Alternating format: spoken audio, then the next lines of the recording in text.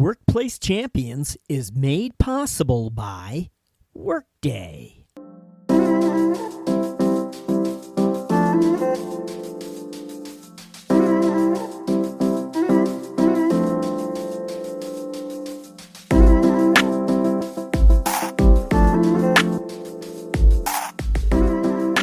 Hello and welcome to Workplace Champions. This episode will be featuring the workforce insights and commentary of 4 finance leaders, including CFO Will Johnson of Iterable, CFO Audriana Carpenter of Ember, CFO Anisha Sood of First Choice Health, and CFO Efren Rivera of Paychecks. And once more, we're pleased to feature performance management guru Brett Knowles as our resident thought leader, and we together will seek to highlight the takeaways from our distinguished group of thought leaders. Brett Knowles joins us after this.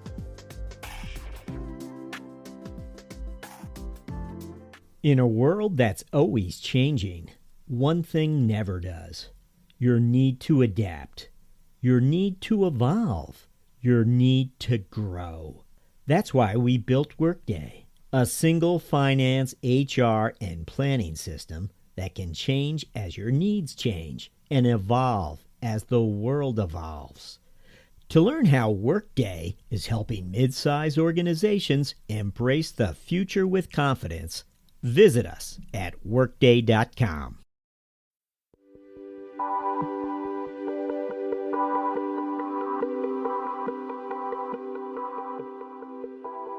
Hi, it's Jack Sweeney, and I'm here with Brett Knowles. We've connected.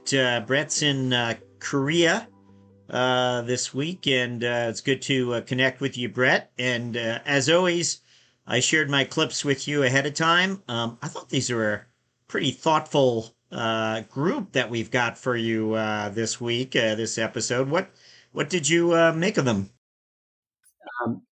In terms of the 3 great people we're going to be listening today, I think that there's an interesting build on what the problem is, but more importantly, what some of the solutions looked like for different organizations. And I think it's high time we had that chat, because there is no one magic fix-all for all organizations.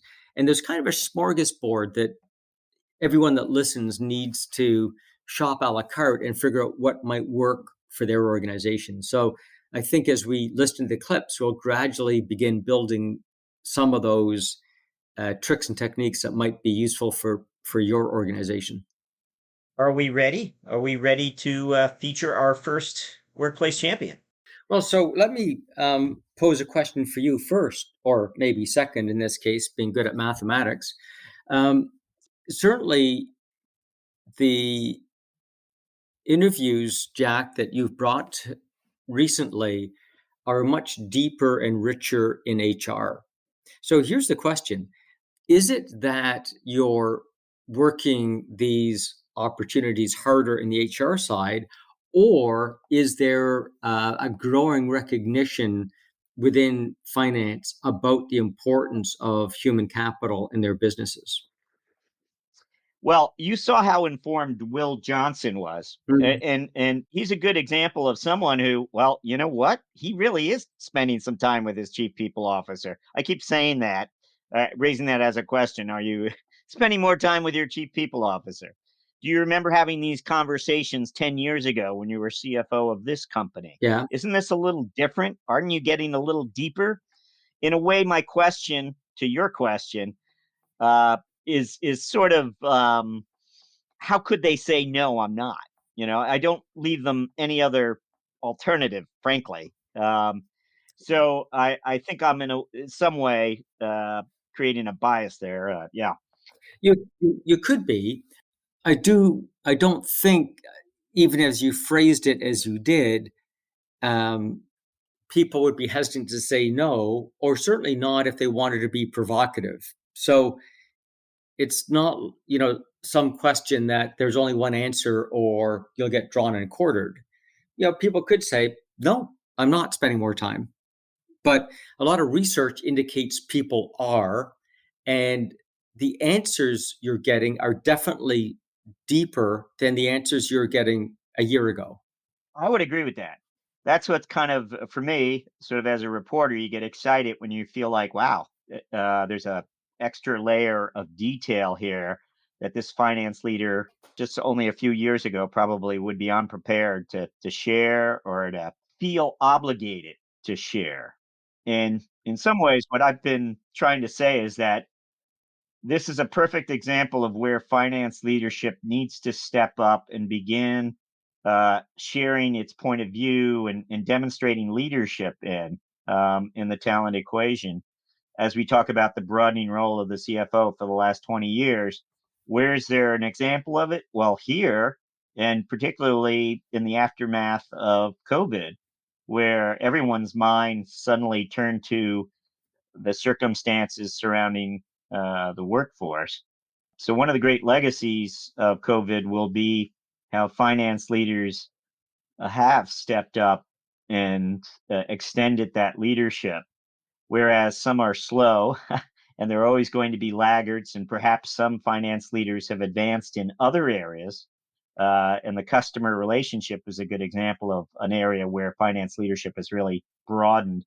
But here we see with the workforce, probably in my mind, it is one of the top areas that their leadership is revealed to us. Yeah, and even if they're not leading, at least contributing. I mean, that article, Jack, that you sent my way, saying that the economy added basically 25 or 250,000 jobs, I thought that was interesting. But then when I dug into it, that 250,000 was substantially lower than they expected. In fact, it was almost about half of what it was a month before. And that was half of what it was the month before. In other words, we went from, in February of 700,000 jobs being added to March, half of that, 450,000, to April, half of that, 245,000. And then it goes on to say that there's basically 2 job openings for every 1 unemployed adult in the States. So no wonder CFOs are worried about this. I mean, that might be the, single highest risk that's going on in organizations these days. Well, actually, that's a very handy segue for me to introduce our first clip. Brett, it has everything to do with perhaps another risk that occurs at this intersection of finance and talent. One that was really revealed to us by Anisha Sood, who will be our first CFO and workplace champion featured this episode. If you missed Anisha's episode, it really is one you want to listen to. It's episode 795 on CFO Thought Leader. Interestingly, this is a finance leader who knew from the very start of her career that it was going to be healthcare. She was a consultant in the healthcare practice at Accenture for a number of years before entering investment banking, where again it was the healthcare practice. One of the interesting anecdotes that she shared was that she kind of missed the dot-com implosion, which affected a lot of consultancies that had been doing work with dot-com companies. She was in the healthcare practice, missed that. And meanwhile, when she went to Wall Street, again, it was healthcare. So she was quite a bit away from the subprime misadventures of Wall Street. So she felt protected in that first decade of her career, really. But anyway, find that episode. You'd enjoy it. This is Anisha Sood, CFO of First Choice Health.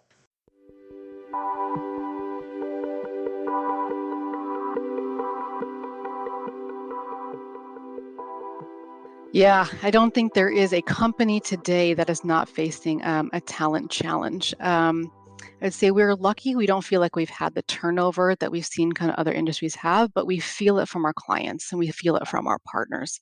If you look at kind of where the biggest challenge in talent has been, it's been with providers, nurses in particular. And these are folks that, we work with and we partner with and we provide services to. And so I think we feel it the most there.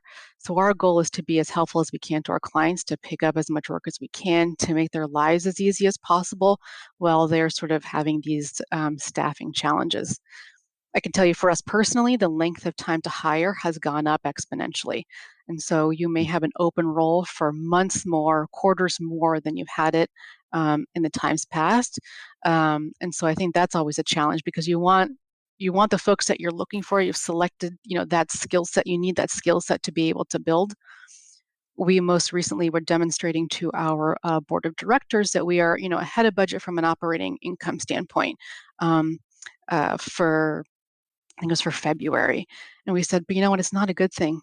The reason that we're ahead of budget is because we have open roles that are taking longer and longer to fill. And I'd much rather have the right talent in place so we can build towards our growth strategy than kind of getting the immediate financial savings uh, of not paying a few salaries, which um, I'm pretty sure we're not alone in all of that. But it is an unusual market for sure.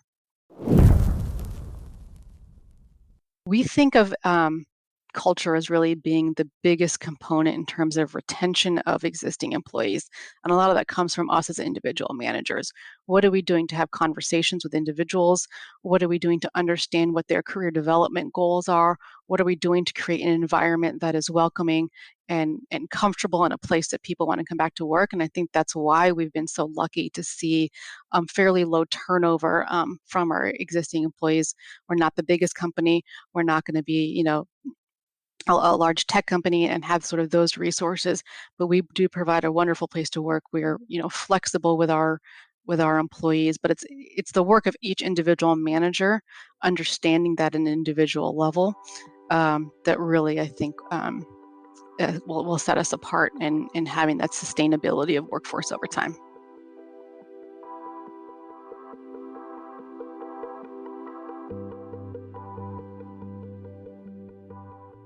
Okay, again, that was Anisha Sood, finance leader for First Choice Health.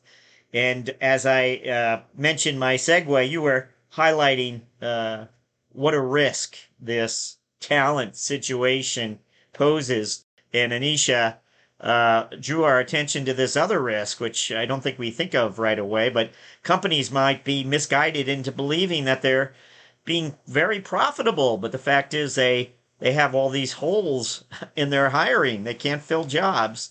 And it's important that finance make the board and management aware that there's a price that will be paid, perhaps long term. Your thoughts? Yeah, I mean, her comment is one of those that gets financial officers into trouble because some of the metrics we use are just wrong. And that was an example of it, right? It makes it look like we've done something good. We're making more profit, and it ignores the fact that we're making more profit by having a lower salary and delivering less value to our customers. So it's one of those things where the financial metric is the wrong one to use when making decisions in this area. And I thought she delicately pointed out, it looked like, or if I recall correctly, she was making the board aware. She was doing what she should do, which is get out in front of it. Hey, you might think these numbers look fabulous, but the fact is, it's correct. A talent. Yeah, that's challenge. Her statement was, these are confusing indicators because it makes it look like we're being profitable, but in fact we're missing people. So that's indicating how, as CFOs, sometimes we need to reach beyond those financial numbers, because in this case, she's burning customer capital, and it will cost the company in the longer term. So we need to look at other metrics. And she did mention some, like time to hire new people keeps on increasing. Well, that's a key metric to put in front of a board, because it becomes a risk and points towards several remedies, like promoting from within as opposed to relying on the outside job market, and things to reduce the stress on your talent, whether that's better recognition, better vacations, better promotion opportunities, better training, it does point you in the right direction. But I thought her quote was an interesting juxtaposition where she was focusing in on describing what the problem was, but not describing the solution. She also mentioned she said that retention wasn't really a problem for First Choice Health. However, it was for her for the company's partners, and therefore they did feel the pain of relationships that were strained with their partners and greater community in the healthcare world, where nursing staff has turned over a great deal and under the stress. So it was interesting just to hear her say, we're doing great with retention, but that doesn't mean we don't feel the pain. You know what? That was a perfect segue to where I wanted this conversation to go. So I did a little bit of research, and research indicates 82% of managers say we don't have a retention problem. 75% of employees say that they're actively or passively looking for new jobs. So those two numbers are exactly in conflict, where leadership thinks there's no issue and more people than ever are looking for other opportunities. Now, we haven't featured our clip of finance leader Will Johnson of Iterable, but he put forth the statistic that on average 20 to 25% of high-tech workforce turns over annually. Is that a number that matches up with what you know or have read or heard before? It does, yeah. So the number of people actively or passively looking for jobs is based on a recent McKinsey survey, and they further break that down to the numbers that are, certain that they're going to leave within whatever the period of time was, 6 months. Those that think there's a possibility they'll leave, and those if the right opportunity came along. So the numbers roughly jibe. All of these surveys, of course, are not a hard science. They do tend to make the other survey fuzzy. But when we're dealing with numbers like 82% and 75%, even if there's a margin of error, there's a significant misconception. Most leaders think there's no retention issue. Most employees are thinking something very different.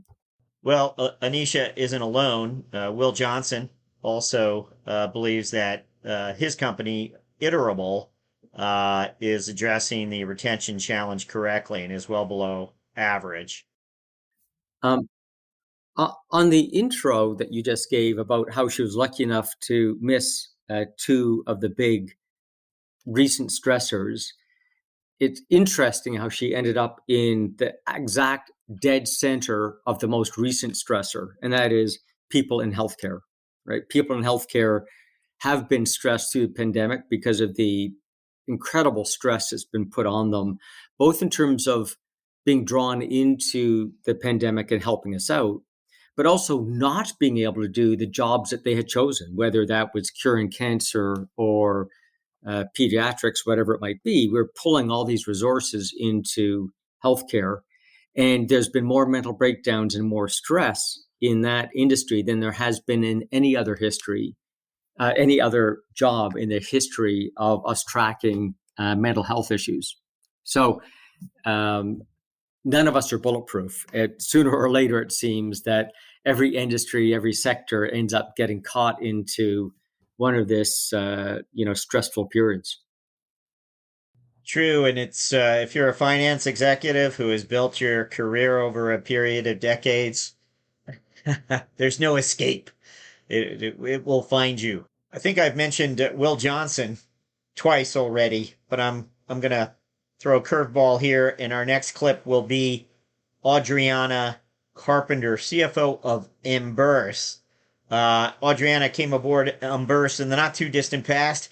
It's a big job. There's a lot of merger work underway, bringing different organizations together, and certainly retention is top of mind. She had some interesting things to say.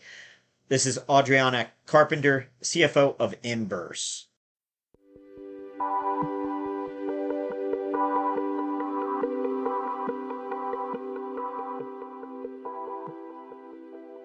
Here's what I would say about talent. It's important to create an environment where people feel valued and where they feel like they have a career path and career growth opportunities. Financial incentive is also important, but it is frequently not the most important. It's a balance between the two. And so I love environments like Ember because what it gives me is it gives me the opportunity to explain to team members, look at all of this growth potential. Not only that, you have a great culture you can come to, and you can drive significant value to the company. Everything we do as we lead with these finance mindsets can aid the company in making better decisions. We can drive more value to the bottom line, and we can actually make real change that drives true value. That's hard to say about every job. And so to me, it's really equipping and explaining to people the opportunity that exists at the company today. I am all about letting less experienced, sort of that younger, newer person step up into roles. I love promoting those hungry individuals that are basically sitting there waving their hand going, me, me, me, me, me. I want to do it. I want to do it. Because what I found throughout my career is when you give them a pathway towards success, and then you support them and guide them and give them that security and that safety net to say, look, I'm in this with you. I understand I'm going to let you lead, and it's scary. This is new for you, but I'm not going to leave you hanging out there by yourself. I'm going to help you with key decisions.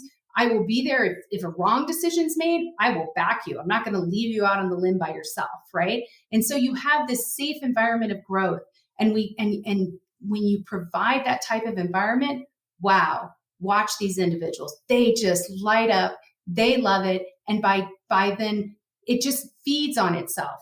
Everybody around them loves it. They hire people that are like them. They motivate people like them because everyone sees this opportunity. At Ping, I was there for 8 years. We had an awesome track record of moving people out of accounting into finance, out of finance into operations, out of finance into sales. You name it, we moved people there. And it was because it was like, look, you tell me what your career growth is. What do you want to do? If it's in my org, great. If it's not in my org, can I get you somewhere else in the company? Because you're amazing, right? And so I want to support you for growth. And if I can keep you at the company, all the better. Why? Easier transition. I need help. Guess what? You're right next door. You're literally at the desk next to me. Not anymore, but right. You're still part of the company, and it's easy. It's easy to continue to transition and support one another. But then, wow, we get to watch you succeed and think of now you bring finance mindset to sales. Freaking yeah, that's amazing, right? I got like an insider. It's a mole over in my sales org. So it's those kinds of things that to me, that's how you retain talent. That's how you recruit them. That's how you motivate them.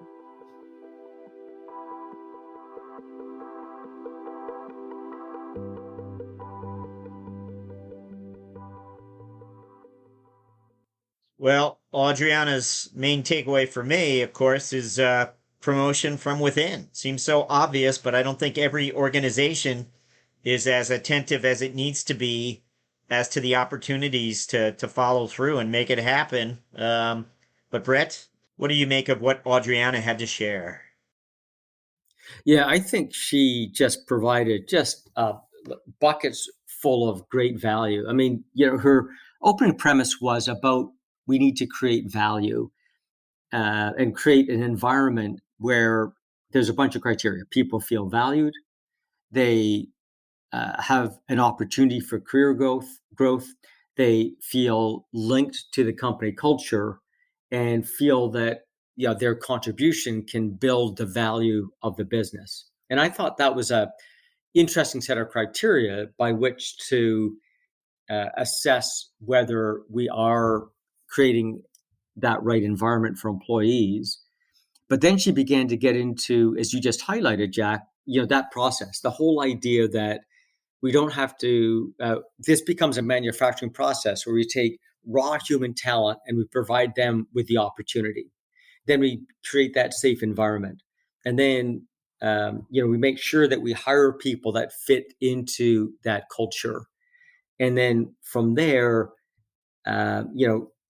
allow them to, for example, freely move from department to department. So they end up getting this broad skill set. So I thought it was interesting. She said both their criteria and then what that journey looks like. Let me make the snarky comment that promotion from within is hard to do. Otherwise, more companies would be getting it right or doing it more effectively. One of the last comments she made was about we shouldn't feel a loss when someone wants to leave our department and go join another department. And the idea of it's actually building the bench strength of the company, and that's a good thing. And her little joke was, oh, good, I have a little mole hiding in the other department now because my accounting person's moved to that other department. I was reading an interesting study the other day that was saying, and it was about this great resignation, and it was saying that some incredibly high number, like 65% of people that have chosen to go to another job would be receptive to a counter offer. In other words, they've been part of what I was talking about earlier on is a lot of people, 75% of people are passively or actively looking for other jobs. Once they come across one, they still feel this degree of loyalty to the previous company. And if we could give them a counter offer, and her example was going to another department, because it doesn't necessarily need to be pay. It could be an interesting challenge, interesting project, something to be a counter offer to what looks like greener grass on the other side, is an interesting way to deal with the stat that we started off with, where we've got 2 vacant positions for every 1 person that's available. So that idea of coming up with tactics to keep people in the loop and not have that loss of that unintended turnover is something that I think we should all begin paying attention to, as opposed to assuming when someone leaves, the deal is done. That's actually the beginning of the negotiating phase. Okay. Now we can move to Will. Well, it looks like I set expectations rather high, given I've already mentioned him twice. But I do think he is a finance leader who believes finance has to be part of the company's talent equation. And I think the clip will speak for itself. So let me just play it. Will Johnson, of a company called Iterable, is our workplace champion.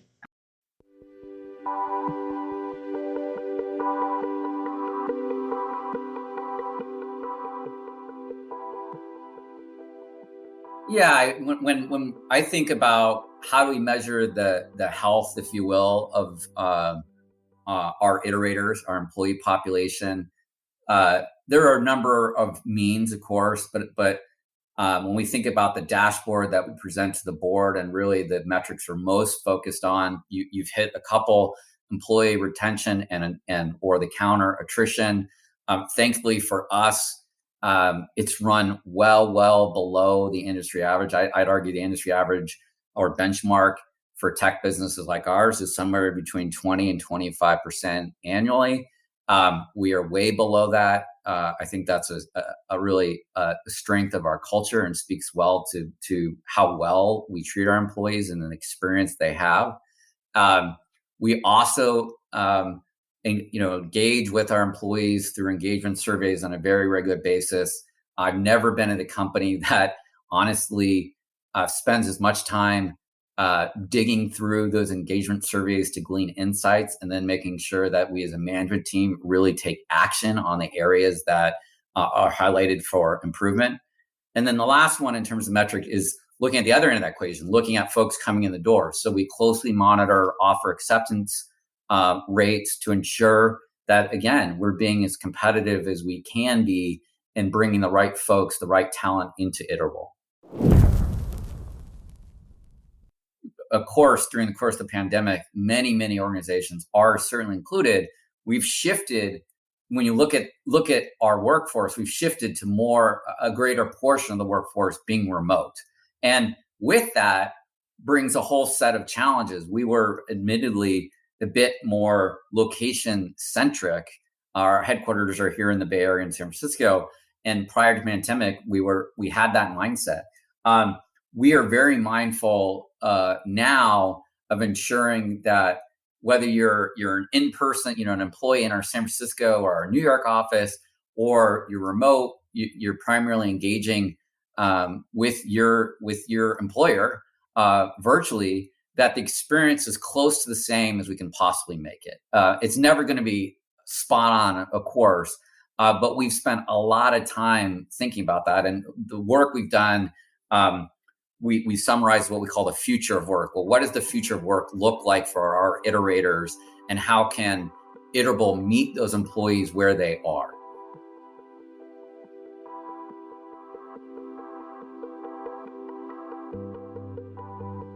Okay, that was Will Johnson, CFO of Iterable, and that's a clip from episode 794 of CFO Thought Leader, one of the more popular episodes, I should mention, over the last 30 days. Love the emphasis on remote, making remote the same as in person, meeting employees where they are. That was the takeaway quote that came to mind when I first started thinking which finance leaders to feature this episode. But what did you make of what Will had to share, Brett? I liked, to me, the theme I heard from Will was making people feel warm and connected with the company. Now, and that's what I heard. Like, he was just talking about, bringing the right people in and making them, that environment of work from home look similar and so on. So that intrigued me enough. I took a look at their website, and it was fascinating. They have what they call affinity groups. So affinity groups are employees, employee created groups, and or employee managed groups of people that share a common purpose or a community of interest. So they've got, for example, an affinity group for the Women's Network, Black at IT, remote employees, Pride. And I thought it was interesting. I've never heard of an organization doing that before, but let alone promoting it on their website as they're looking to attract employees. It's just such an interesting step forward in terms of helping employees feel comfortable with where they're going, right? So if I'm a woman and I understand the issues of being a woman in this workforce, having an affinity group is pretty cool. Or, Black at IT. Again, pretty cool idea to make people feel connected beyond the boss saying that people of your type are welcome here. Interesting. Clearly, there was a lot more to behind what he was sharing with us. And they have a very interesting recruiting process. And so what's interesting is they almost have as many pages on their website about the recruiting process and what it feels like to work here as they do about what they actually produce. And I thought that was, again, just an interesting focus on the people. And the recruiting process is one where it's a mutual recruiting process. They're encouraging the candidate to be recruiting them as a business as much as they're recruiting the employee that was the candidate as an employee. It was just an interesting relationship that they're building with the employee even before they have a relationship with the employee. I should mention we have a fourth clip, or rather a fourth workplace champion this episode. Usually, I think for the last few episodes, we've had three, but think of it as a little bit of a bonus. Efren Rivera, CFO of Paychecks. Now, Paychecks, unlike some of these other companies, there is quite a large business. It's over $4 billion in annual revenue today. This is for an upcoming episode of CFO Thought Leader, so you're going to be getting a preview here. And in fact, I kept my voice. You'll hear my voice asking some questions, unlike the other clips we've shared today. So don't be confused. But it's a little longer. It's about 5 minutes. But this is Efren Rivera, CFO of Paychecks.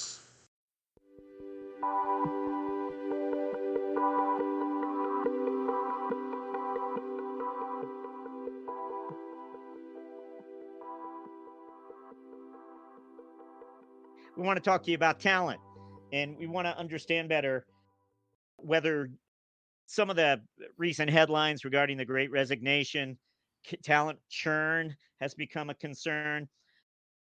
wondering if there's something that's become an approach you've taken in the last year to help address this. If you're talking to your chief people officer more, perhaps, don't know, but what can finance do in regards to some of the talent challenges out there? What's the role that finance might play? Yeah, I'll just relate an interesting anecdote, Jack. So when this year started, so our fiscal year moves from June to the end of May. So we're almost done actually with what we would call our fiscal year 22. And at the beginning of last year, in the summer of last year, I was asked to speak to a group of HR specialists, and they said, Efren, tell us what the top 3 or 4 issues are going to be this year. And this was before we saw the real wave of resignation. And I said, look, managing, retaining, and recruiting talent is going to be number 1 at the top of the list. They looked at me and said, yeah, I can see that it's important. Not sure necessarily it would be number 1. And as the year has gone on, it absolutely has proven to be the most important issue. Now, with respect to our clients, I'd say this, and then I want to talk a little bit about Paychecks. With respect to our clients, we give them a suite of services and reports that helps them manage their retention. So we have turnover reports. We give them insights from our database on what's happening with respect to their employees and also other employees, employees of other clients within our base. So we're giving them a lot of data with which to manage. That's one thing. We're also providing information on wages within our base. We publish a monthly index that gives a sense of what's happening with employment, and also importantly, what's happening with wages. So you start to get a sense of what's happening in the market.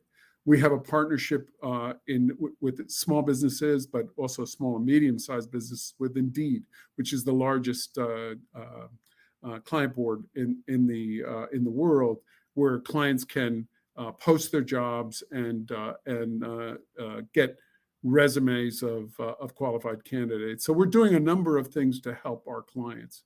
On the Paycheck side, managing, recruiting, and retaining has proven to be an important task this year.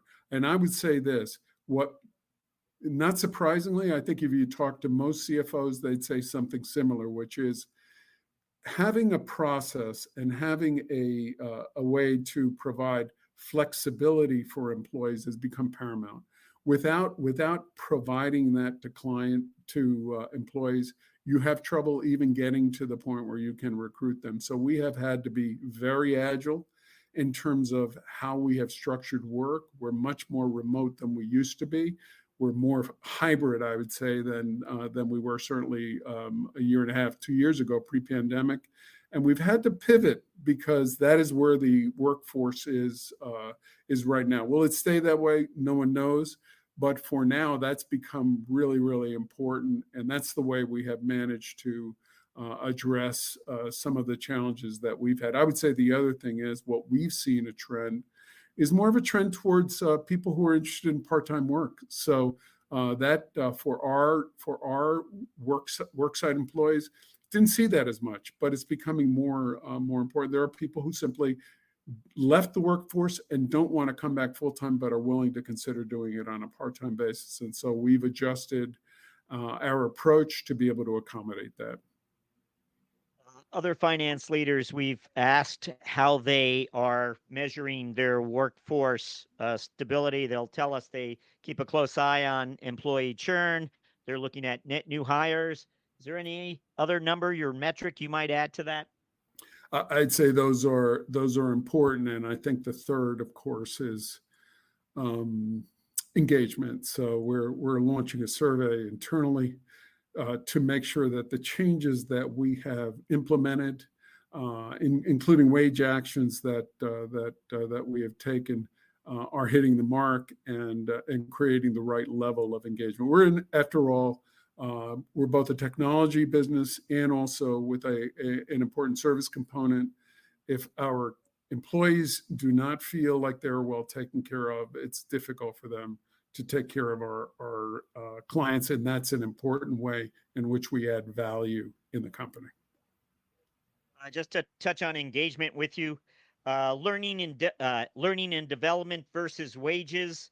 Where can you rank these for us when you think of remedying engagement? What would your remedy be? Well, I think you have to provide a competitive wage. If at the end of the day you offer enrichment, that's helpful, but there's a threshold you have to meet. But just had a conversation before we started this discussion with another colleague, and the reality is that employees are looking for a place where their talents and contributions are valued and where they can grow. You have to provide both of those, and you have to provide a competitive wage. And I think it's the combination of all three that are the balance. Clearly, wages are important, but I think they're a threshold consideration. The other two are very important. Am I working with a manager who cares about me and wants me to develop? And do I have opportunities to develop and grow within the company? If you cannot answer those questions, increasingly for people entering the workforce, you're simply not going to keep them. You're not going to get them candidly in the first place. And you mentioned the managers. That relationship seems to be the key to unlocking retention. Am I overstating that? It seems, and I'm sure you're managing the company in such a way where those managers are aware that they're being watched closely. We need your help to make the workforce function and grow the way it should. No, absolutely crucial. I would say that most people don't leave organizations, they leave managers. And I think in this environment, it's not enough to just simply be a neutral when an employee walks in the door. You have to work on ways to make sure that they feel that they're making a contribution and that contribution is being valued. And the work of managers has never been more valuable than it is today, because it makes no sense to recruit someone into a company only to find that they can't work with the manager, and then you eventually have churn. The work is harder. I won't say that it's necessarily easy to do, but I think it's never been more crucial than it is now.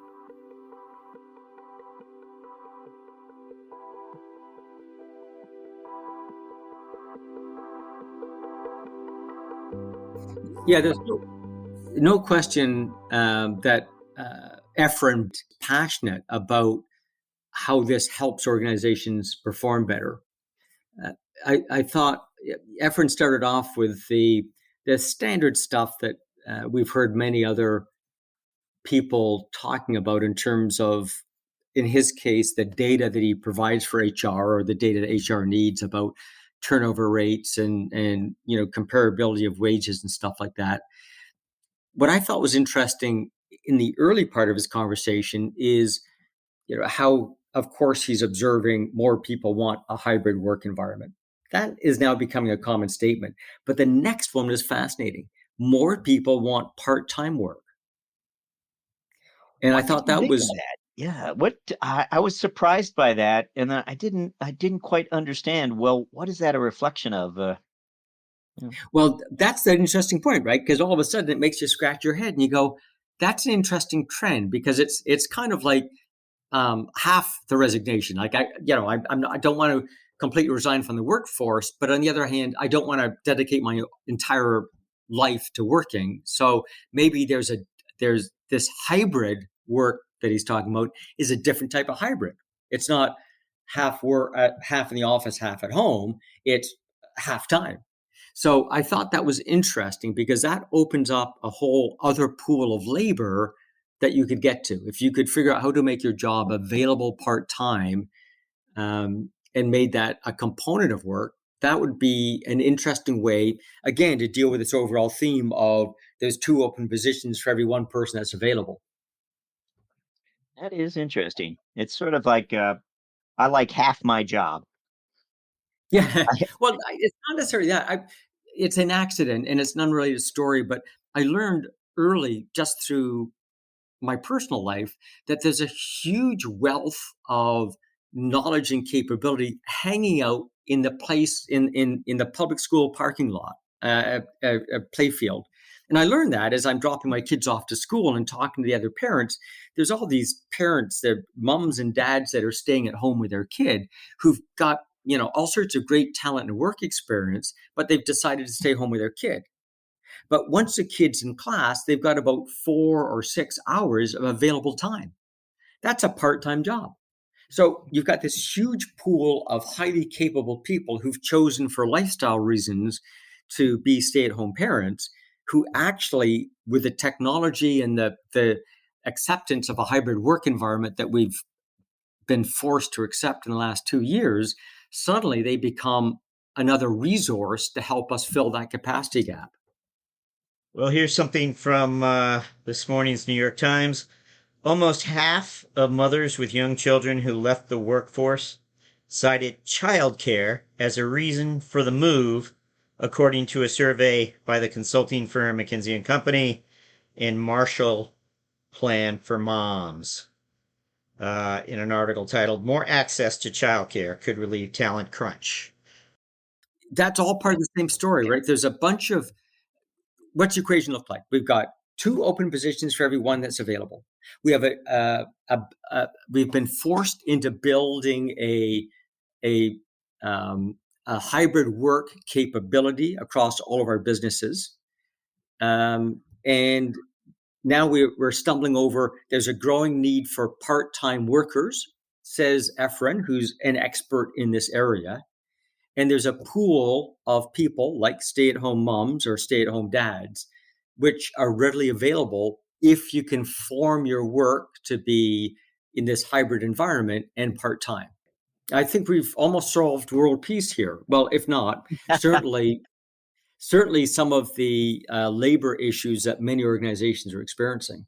What I said at the outset of this chat is, wouldn't it be interesting if we could end up with a laundry list of things that people could do in their organizations? Things like, we heard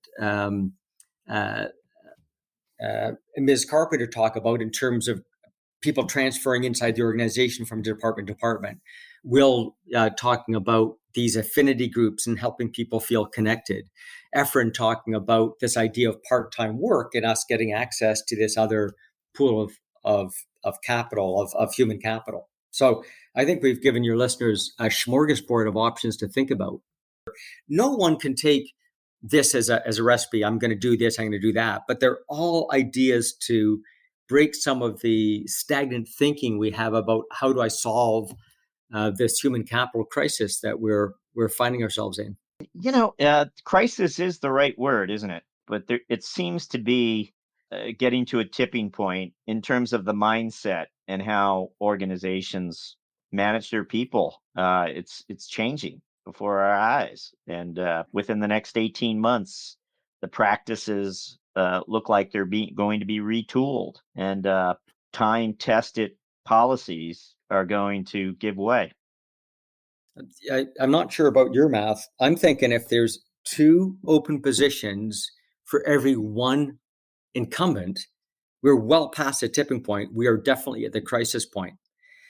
What's interesting, if you wanted to be a little bit provocative, is there's a surplus of labor in other places looking for somewhere to go where they can have a safe job. For example, the people lining up to get out of Ukraine. And so I don't know what the situation is in the States, but in Canada, we have over 2 million people waiting to be allowed into the country. 2 million people. And of course, they're going to come in at different positions in the job market, but that's 2 million people that we can develop and bring up through the ranks and so forth to fill this problem of having 2 positions and only 1 person available to fill them.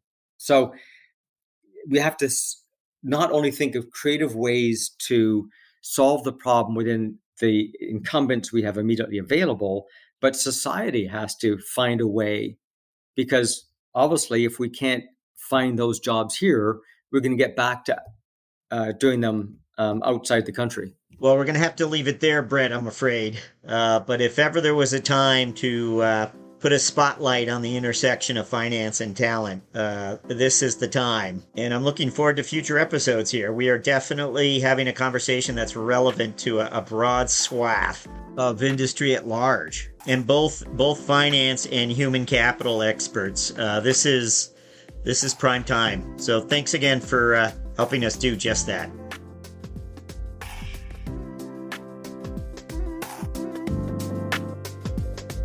Hi, it's Jack. If you haven't yet subscribed to Workplace Champions, you'll find us on Apple Podcasts, or if you're an Android user, check us out on Spotify. If you like the show, please recommend it to a friend. Thanks for listening to Workplace Champions, a CFO Thought Leader production.